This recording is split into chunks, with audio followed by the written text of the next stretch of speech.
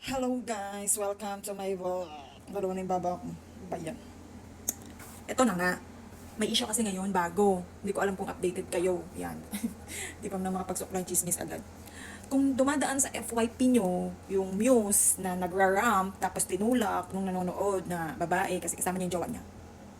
I give my own opinion. O kahit di nyo hingiin. Share ko lang. Wala kang pake. Ganito kasi yun.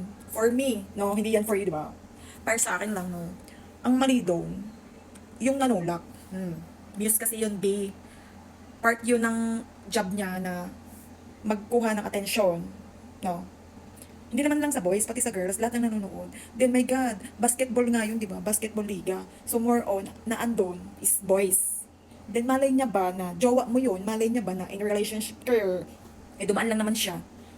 Na timing lang, na doon nag-turn sa tapat niyo. Wala kang karapat na manulak doon sa Muse. Oh, ito na yung sabi ng iba, girl code daw.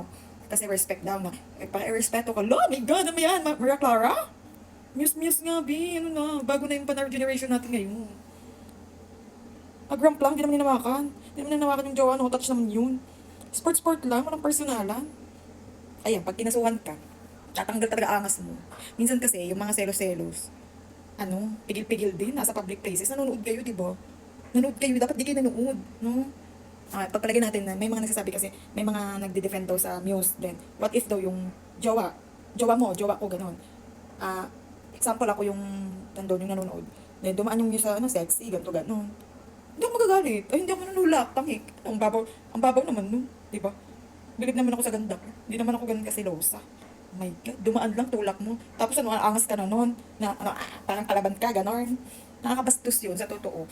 Hindi nakakabastos yung pag-ikot na babae na sexy siya, na parang siyang nangaakit. Walang mali. Ang mali yung mga taong nagbibigay ng mali siya. Kasi doon, yun nga, yung pagandahan, audience impact kasi yung kailangan doon. Walang hawakan. Wala tayong touch-touch. Galit ka lang dyan. Mainis ka lang. Pero wala kang karapatan na manulak or manakit ng kapwa mo. Share ko lang, no. Akin yun. Wala kang paki doon kung yun ang kung magkakaiba naman tayo, di ba? Sa malawakang utak lang yun. For me lang yun. Hindi ko alam kung malawak yung utak mo, girl.